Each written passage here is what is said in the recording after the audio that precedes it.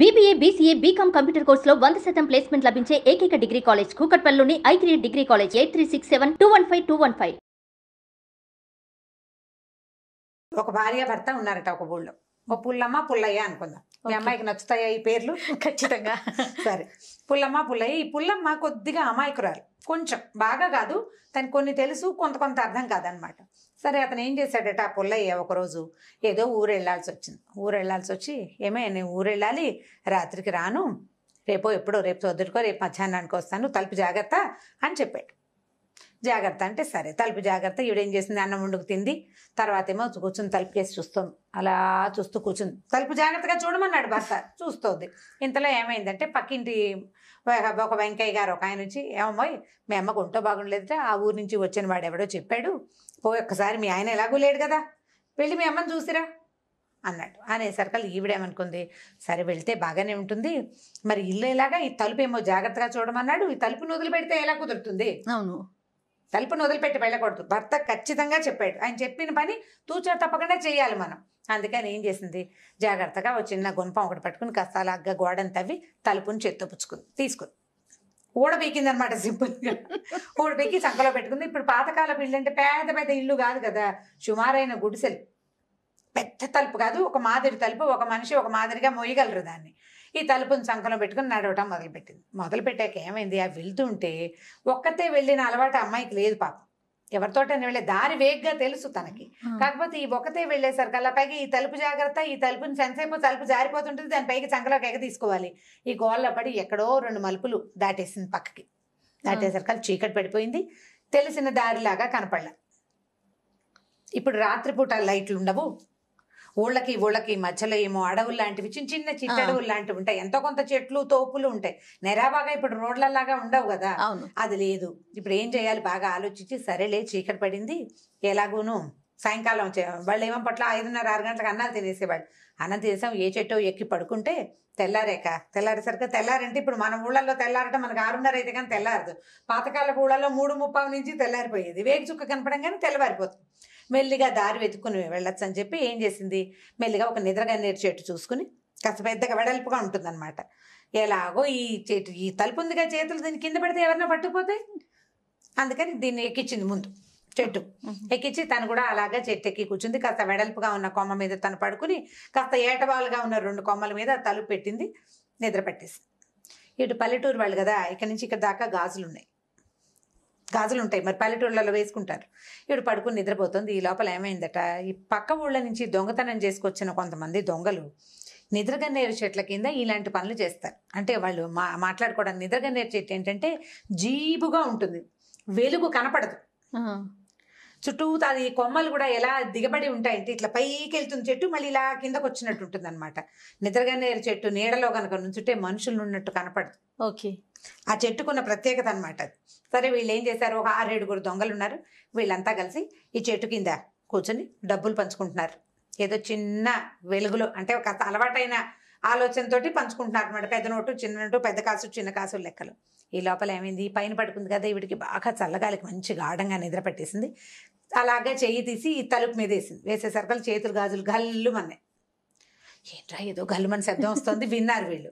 అక్కడి నుంచి కాళ్ళకి కడియాలు, పాంజేబులు ఉన్నాయి, ఊళ్ళల్లో కనపడుతుంటాయి ఇప్పుడు కూడా. ఒక కడియ ఉంటుంది లావపడి బోలుది, కింద పట్టి ఉంటుంది.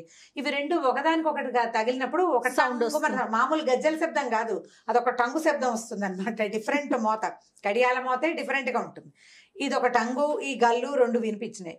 ఈ లోపల ఏమైంది, వీడికి కాస్త గాలికి మెలకు వచ్చి, నిద్రలో మనుషులు ఎలా ఆవలిస్తారు అంటే సంస్కృతిగా నాగరికంగా ఆవలించరు, అని పెద్దగా నోరు తెరిచి ఆవలిచ్చింది. ఆవలింత, గాజులు, కడియాలు, ఈ మోతలన్నిటితోటి ఏదో దయ్యం రోయి, మనమేమో చేరింది నిద్రగన్నేరు చెట్టు, ఏదో ఉంది పైన వీళ్ళు బెదిరే లోపల ఏమైంది, ఈ అమ్మాయి మంచి ఆవలింత తీసింది, గబుక్కుని పక్కకి తిరిగి పడుకోపోయింది. తనేమో వెడల్పాటి కొమ్మ మీద పడుకుంది, ఏటవాళ్ళ కొమ్మ మీదేమో తలుపు చల్లబెట్టి పెట్టింది. ఈ చెయ్యి దానికి తగిలేసరికల్లా ఆ చెక్క కాస్త బోర్లబడి కిందకు వచ్చేసింది, ఢామని పడిపోయింది కిందకి. పడంగానే ఏదో పడింది, చచ్చానరా దేవుడా అని ఈ దొంగలు కాస్త తలా ఒక దిక్కుకి పారిపోయారు. వాళ్ళు తెచ్చిన మూట ఈ తలుపు చెక్క కింద ఉండిపోయింది. ఆవిడకి మెలకు రాలేదు, చల్లగాలి నిద్రతోటి. సరే, తెల్లారేసరికి మెలకు వచ్చింది. 3:30-4 చూసుకుంది, తలుపు చెక్కేది. అమ్మయ్యో ఎవరో పట్టుపోయారనుకుని గబగబా చెట్టు దిగింది. చూస్తే కింద ఉంది చెక్క. ఈ తలుపు చెక్క ఎత్తేసరికల్లా కింద మూటలు కనపడేసరికల్లా ఏమిటో మూటని ఆ మూట చంకలో పెట్టుకుంది. మెల్లిగా తలుపుచ్చుకుని బయలుదేరింది.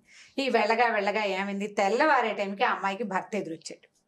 ఆయన వచ్చేస్తున్నాడు, పని అయిపోయింది, పొద్దునే వస్తానని చెప్పాడు కదా, పొద్దున మధ్యాహ్నం వస్తానన్నాడు. ఇదేమిటో ఇదే వచ్చావు, ఈ తలుపు ఏమిటంటే, నువ్వే కదటయ్యా తలుపు జాగ్రత్తగా చూడమన్నా అంటే, నీ బొందా నేను చూడమన్నది అది కాదు, తలుపు జాగ్రత్తగా వేసుకోమన్నాను, నువ్వు ఆ మాట చెప్పలేదంటుంది ఈవిడ. నువ్వు చెప్పలేదు కదా, జాగ్రత్త నాకు, అందుకని చేత్తో పుచ్చుకొచ్చాను. సరే ఈ మూట ఏమిటంటే, ఈ మూట ఇక్కడ దొరికింది, తలుపుకి కింద కనిపించిందని చెప్పింది. చెప్పేసరికల్లా వీళ్ళు ఏమనుకున్నారు, ఇప్పుడు ఇంత బంగారపు వస్తువులు ఉన్న మూట ఊరు పట్టుకెళ్తే ఎట్లా, ఆ ఊరేమో పల్లెటూరు. సరే పక్కనున్న జమీందారు గారి ఇంట్లో అప్పచెప్పుదామని చెప్పేసి ఈ తలుపు చెక్కని నెత్తి మీద పెట్టుకున్నారు భర్త గారు. ఈవిడ ఈ మూట మోసుకుంటూ పోయారు ఇద్దరు కలిసి. వెళ్ళేసరికల్లా ఏమైంది, ఆయన తెల్లబోయాడు. ఈ తలుపు మోసుకురావటం ఏమిటి, ఇవేం తెలివితేటలు, మన ఊళ్ళలో ఆడాళ్ళకి ఇంతంత తెలివితేటలు ఉంటున్నాయని వాళ్ళందరూ నవ్వారు. ఈ మూట చూసేసరికల్లా సరే ఊడ తీశారు. తీస్తే బోలెడని నగలు దాంట్లో. అక్కడి నుంచి చిన్న మూటలతోటి చాలా డబ్బులు కూడా కనపడ్డాయి. అంటే ఎవరో వ్యాపారస్తుడు అయి ఉండాలి. అంటే ఈ రోజుకి ఈ లెక్క అని లెక్కలు రాసి పెట్టుకుంటారు.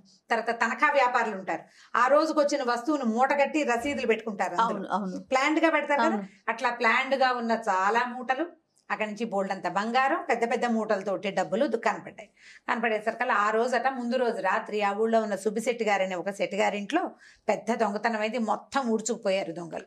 ఆయన అక్కడ లబోదిబోమని ఏడుస్తున్నాడు. ఈ లోపల నగర పాలకుడు వచ్చాడట, ఆ ఊరి పాలకుడు. ఆ సుబ్బిశెట్టి గారింట్లో దొంగలు పడ్డారు అయ్య గారు అని చెప్పడానికి.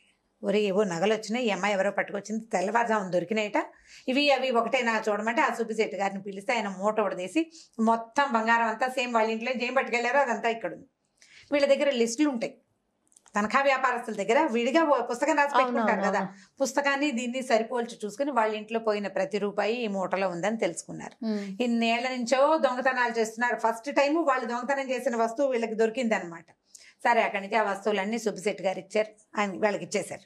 ఇచ్చేస్తే ఆయన ఏమన్నాడు, బంగారు తల్లి నువ్వు ఎక్కడ మంచిదానివమ్మ, ఇవన్నీ నువ్వు చేత్తో పుచ్చుకుపోయినా మీ ఊళ్ళో మీరందరూ పనిచేసుకున్నా నాకు తెలిసేది కాదని ఆ అమ్మాయికి కడియాలు అందులో అన్ని కొత్త వస్తువులు ఇచ్చారు.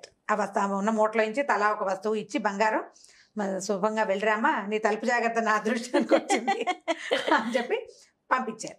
ఈ జమీందారు గారు ఇంత బుద్ధిమంతరాలు అమ్మాయి, దొరికిన వస్తువులు అది పట్టుకురావటం అక్కడ భర్త కూడా ఒప్పుకున్నాడు కదా, ఇద్దరు కలిసి మూట పుచ్చుకుని పారిపోకుండా వేరే రాజ్యానికి వెళ్ళిపోతే వీళ్ళని అడిగేవాళ్ళే లేదు. అందుకని ఆయన కూడా చాలా మెచ్చుకుని ఏదో కొంత డబ్బిస్తే వీళ్ళు ఊళ్ళో అంతకుముందు వీళ్ళకి ఏం లేదు పాపం, 2 ఎకరాల పొలం కొనుక్కుని హాయిగా సంతోషంగా ఉన్నారు.